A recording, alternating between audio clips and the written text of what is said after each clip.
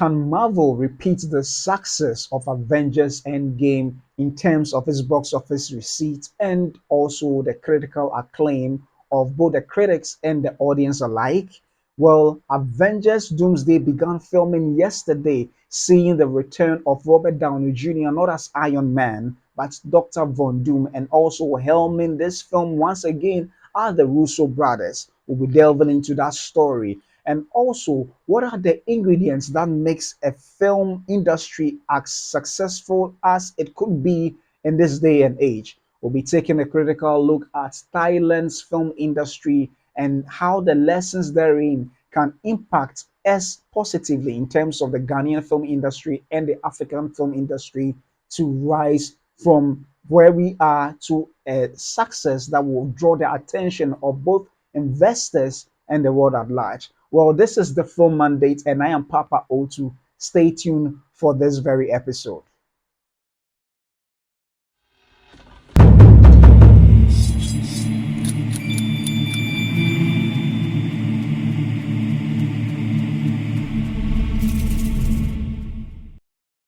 Hello, once again, and welcome to another episode of the Film Mandate. And this is episode 27. I'm thankful to you, all my audience, for joining me and coming with me on this journey for this far. I mean, for how far I've come.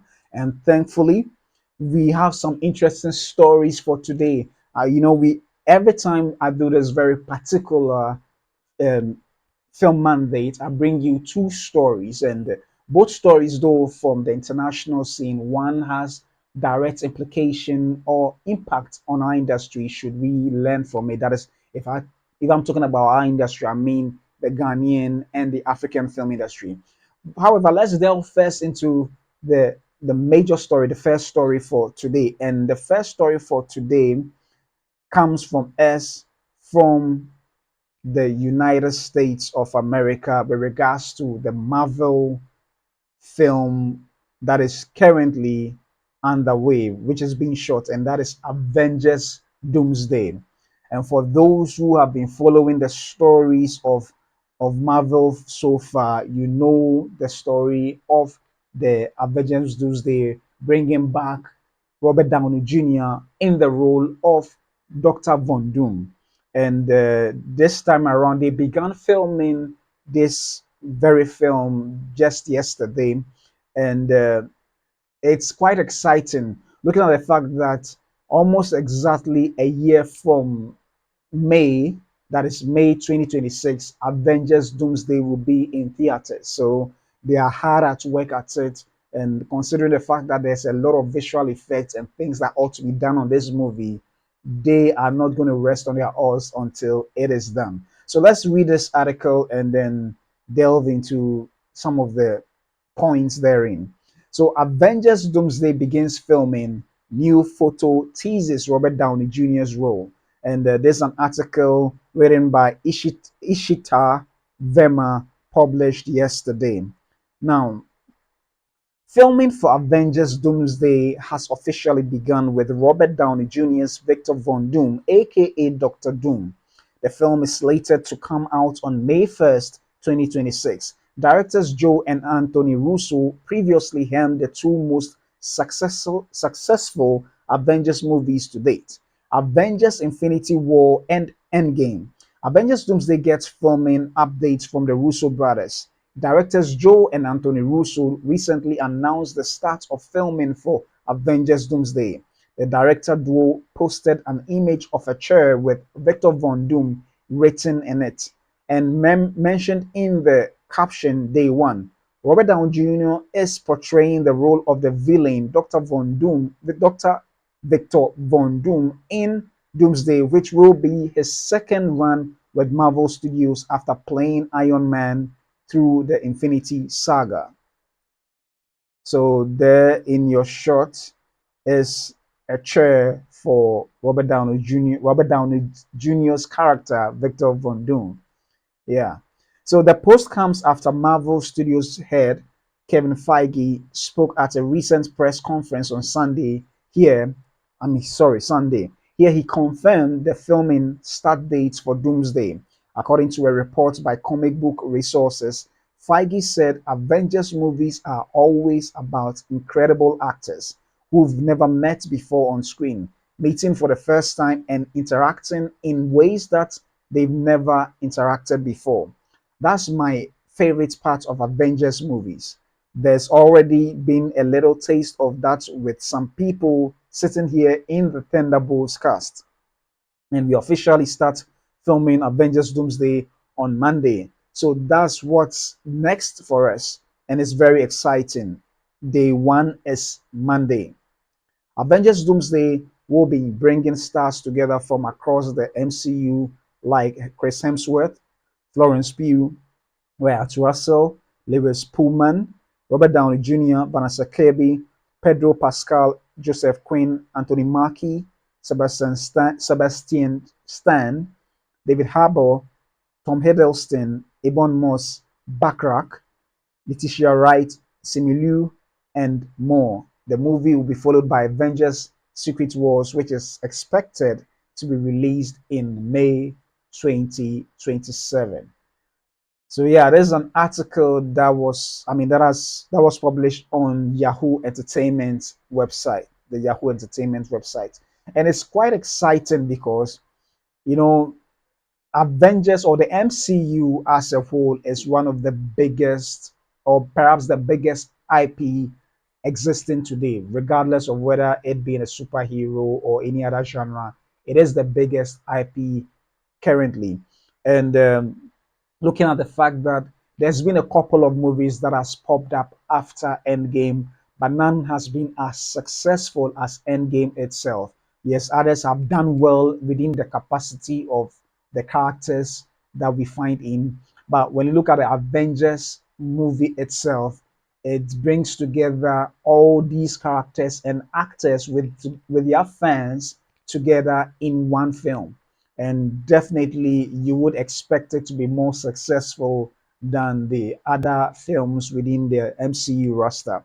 So yes, I mean the Avengers as a franchise itself is expected to be more successful than the other films. The question has been that with the lackluster performance, but not too bad as others may say, would it still perform at a level that Avengers Endgame and Infinity War did? Well, regardless, it looks like crossing $1 billion may not be an issue for Avengers Doomsday or even Avengers Secret Wars. The question would then be, would it be able to cross $2 billion? But I think the focus should be on good storytelling, which it looks like with the team up of the Russo brothers and Kevin Feige as a producer, it's definitely nothing to write home about. I mean, it's something that they would definitely put quality into it. The Russo brothers outside the Marvel Cinematic Universe may not have performed perfectly as they have done in the Marvel Cinematic Universe. But it looks like whenever they team up with Kevin Feige, they bring some kind of magic to this very franchise from their very first film in the Marvel Cinematic Universe. That is a Captain America Civil War to Avengers Endgame. They've done so good. And therefore it is no brainer when you think of them coming to helm this again, and how they are definitely going to pull a good story. And I'm sure with Robert Downey Jr.'s experience in the film industry for this long, especially with the Marvel Cinematic Universe, he's going to make sure that the story that was given to him would be one of the best, so that he can bring about his performance to bear on this. Besides that, he's also an Academy Award winner. So I'm sure he wouldn't want to be involved or be part of a project that would not perform well, not just in terms of box office, but in terms of good storytelling. And I'm quite sure that this may even be a far better story than what we have in Avengers Endgame. And Avengers Endgame is really a high bar to overtake. So I'm wondering how good of a script or a story Avengers Doomsday is, and whether it can, overtake Endgame with regards to, the story of Doomsday. So it's quite exciting seeing the fact that in about a year's time, we'll be going to the cinemas to watch Avengers Doomsday, and we are waiting for our minds to be blown. We are waiting for our minds to be blown. And so, yeah, I'm excited about this particular news. And it looks like right after Avengers Doomsday being released, another year in 2027, after we'll be having Avengers Secret Wars. And so far, it looks like the news about Thunderbolts has been good, critically good. Unfortunately, Captain America didn't receive the same praise as currently Thunderbolts are receiving. And yes, it's not been released fully worldwide yet, so we will not know whether the praise, the pre-praise, or the praise for the release before the release of the Thunderbolts worldwide may be the same after.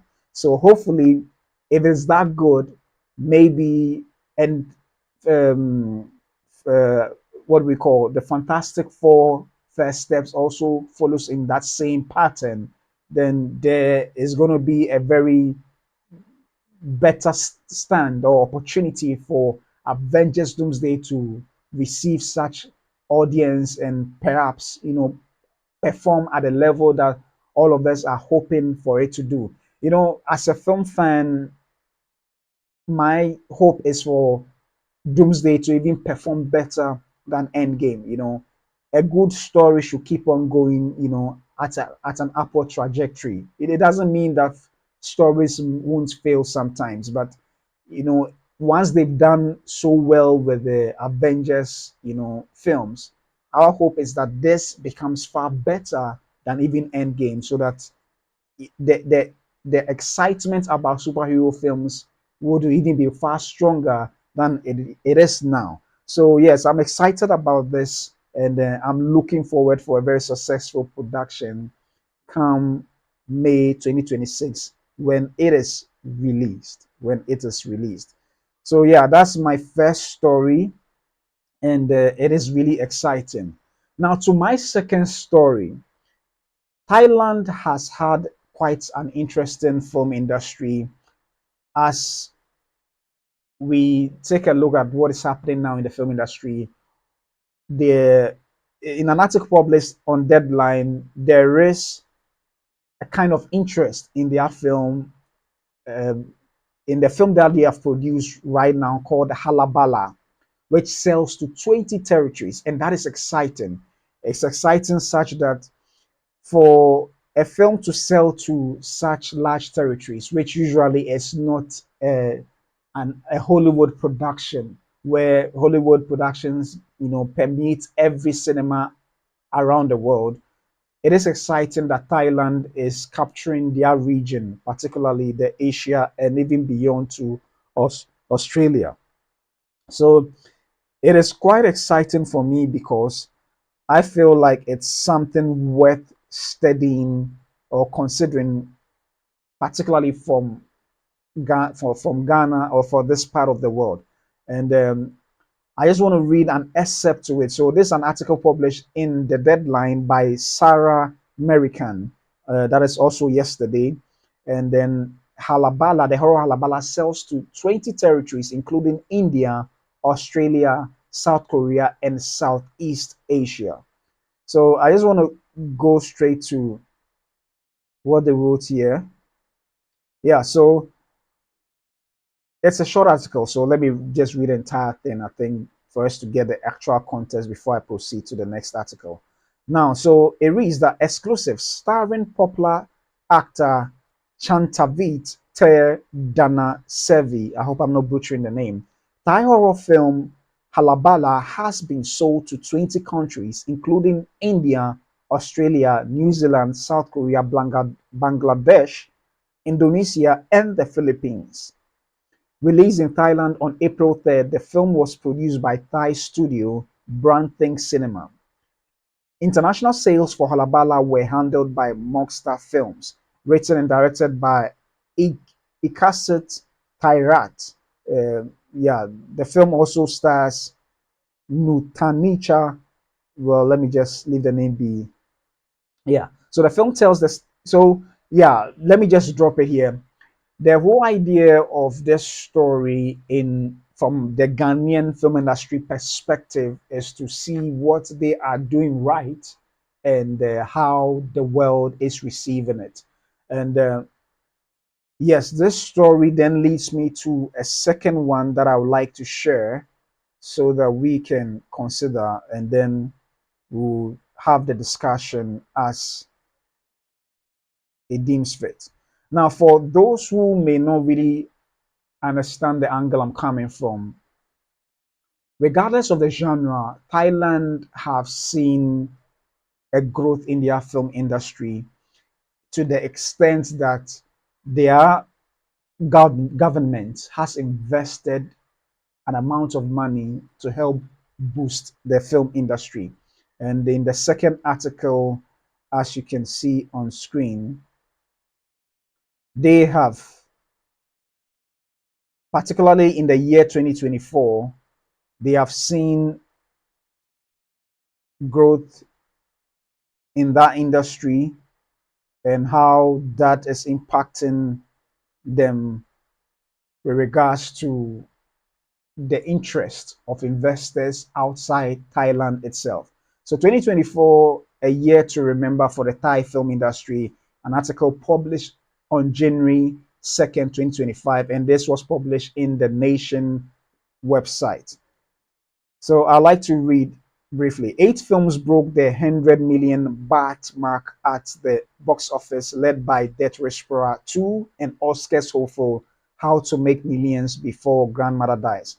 Let me just skip straight to some statistics that they provided. So on your screen right now, you see these blockbuster hits were Death Whisperer 2, 811 million baht. How to Make Millions Before Grandma Dies, 339. PNAC 4, 180 million. The Paradise of Thorns, 151 million. My Boo, 150 million baht. Oh My Ghost, the finale, 130 million baht, and then a couple of other films. So just to clarify, baht in terms of their currency is not as high as the dollar, but within their economy, these are really good numbers and it's quite exciting. So let me just read a little bit of the article. So we can say that 2023 served as a crucial springboard for the Thai film industry in 2024. A clear example is the success of sequels to blockbusters from 2023 that also achieved over 100 million baht in revenue this year. Notably, Death Whisperer, a horror film whose first installment earned over 500 million baht domestically, was followed by Death Whisperer 2, which surpassed expectations with over 810 million baht nationwide. The trend of its sequels has spurred several filmmakers to continue developing follow-up films. However, it's worth noting that the overall quality and depth of Thai films have significantly improved this year. A contributing factor was the investment by streaming platforms in distinctly Thai content, driving competition and raising production standards. These platforms have also expanded the audience for Thai style films, with viewership numbers on streaming services surging. Yes. So the question is, what are some of the elements that helps a film industry grow, or perhaps even a film industry that is not being noticed at all? And from this very article published on The Nation, we see the elements that helps film industry grow. And for those of us from this part of the world, from Africa and Ghana in particular, yes, we've been making movies over the years, over decades, and the issue has never been that quality films are not being made. Films are being made on a level of quality, or an spectrum of quality. But then we should be looking at a quality level in terms of the quality level that can be seen on the world or international stage. And it looks like because Thailand had been churning out some quality films continually, it has really, brought the interest and attention of the world into their film industry. It has gotten to the extent that streaming services, which doesn't originate from Thailand itself, have now taken so much interest to invest in the films they are producing. We had same in Nigeria. I'm not sure it's necessarily for the quality of films. Yes, Nigeria produced some quality films, but I think the attention or the interest of streaming services in that market was mainly because of the size of the market. Nollywood as a film industry, and Nigeria as a country has one of the biggest economies in Africa. So I don't know whether the interest of streaming platforms in that country necessarily is based on the quality of films, but rather on the market. So I like the fact that in the case of Thailand, it is more of the quality of films rather than the market size. And from the look of things, if you read the entire article, which I would post the link in the description below, you realize that it is they focus on quality rather than quantity. So at a point in time, they focus on just producing 40 films a year. And with these 40 films, they channeled all the skill set and the expertise necessary to make it top-notch quality. And that has paid off. It has paid off to the extent that that reflects in the box office receipts of these films. So one of the films that, if I'm not mistaken, how let me see if I can bring up the title. So one of the films that made it big in Thailand is How to Make Millions Before Grandmother Dies. And that's made in their currency over 2 billion baht. In the exchange rate of 2 billion to dollars is around 60 million dollars. And that is really good money. That is really good money for a film in that industry. And for that matter, the government even has invested about 200 million baht, or if I'm not mistaken, $200 million dollars in that industry to help filmmakers, make quality films. And all this is as a result of quality, not with reference to your industry alone, but quality with reference to the worldwide industry. You know, quality sometimes could be relative based on what perhaps a people are exposed to. But when you are competing against other industries, you get to understand where in the scope of things your quality fits. And particularly for the fact that a lot of filmmakers would want their films to, at one point in time or the other, win a prestigious award like the Oscars, you would want to definitely consider producing films of a quality that will be noteworthy of the Oscars. And that is what I think Thailand has been doing a good job of. It may not necessarily be films that may have been nominated at the Oscars, but I think even how one of their films, How to Make Millions Before Grandmother Dies, was considered for the foreign film language category. And that is indeed exciting for that country. For us in Africa, we need to be looking at producing quality rather than quantity. Quality rather than quantity. And yes, you can't tell people what to do with the content they want to produce. You can't tell them. However, if there is a concerted effort by all African film industries to look at producing quality, pushing out quality, it doesn't matter the budget you are using. Yes, budget does help. If you have a big budget, it will help. But that may not necessarily produce the quality you want. You may get the resources, you may get equipment and all the technical support, but then if the quality of script or story is not there, it will definitely reflect in the end product. And for Thailand to be churning out quality films, regardless of the genre, you know, in one of the episodes I produced, in my research, I discovered that horror films or thriller or horror films in particular makes up in 2021, it made up 12% of the entire box office. It made up 12% of the entire box office. And if you're talking about the number of genres that exist in the world, there are 13 basic and over 90 other genres also exist. So it means that for horror films to produce 13% of the box office in 2021, it is really a big deal. And it looks like Thailand, a lot majority of the about 50% of their films is really in this genre.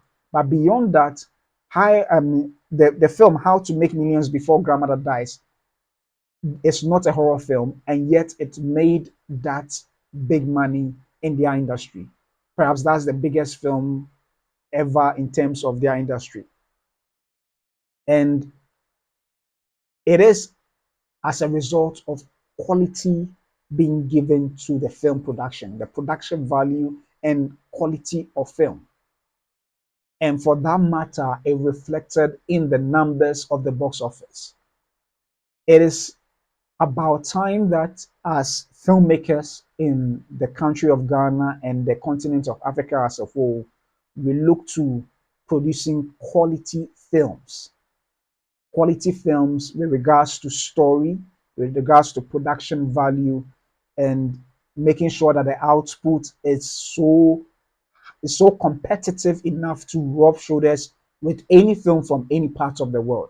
That is the level of thought that we need to put into our films henceforth, because the benefits of the Thailand, film industry that they are receiving is something worth learning.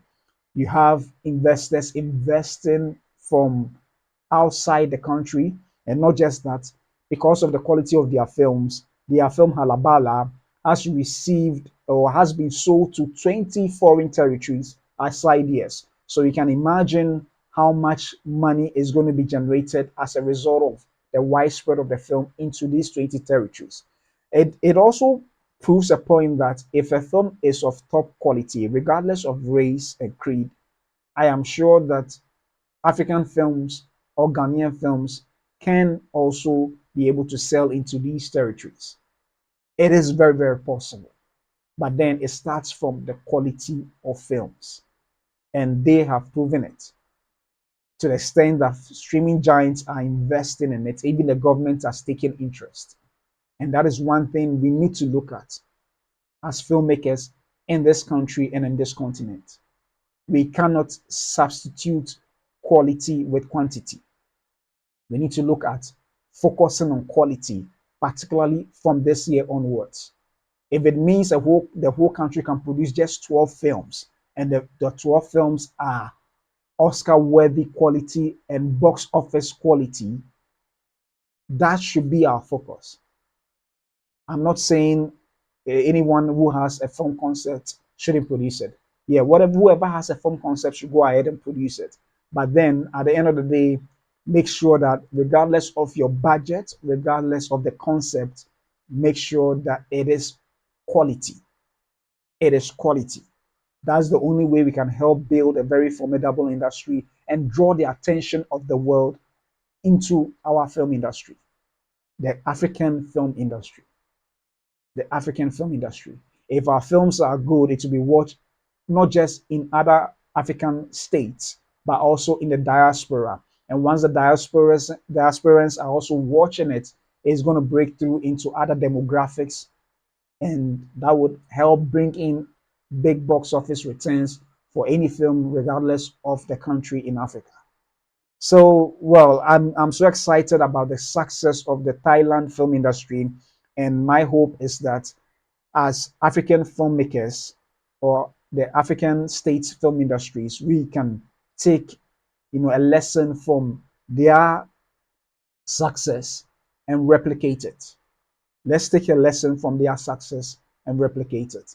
It is really exciting, And I'm happy that Thailand's film industry is really making big strides with regards to the success they are experiencing now in with their films. So yeah, this indeed is my second story, and I'm excited to have shared this story with you, which we all need, particularly from Africa or African filmmakers and the African film industry. So well, once again, I'm so grateful for you being with me to in this very episode, episode 27. I'll be bringing you more information concerning these film industry news from every film industry worldwide so that we can learn from it both as Africans and also share share exciting news from films that are being produced currently worldwide. So thank you once again for joining me for this very episode. I'm Papa O2, and this has been the Film Mandate. See you tomorrow.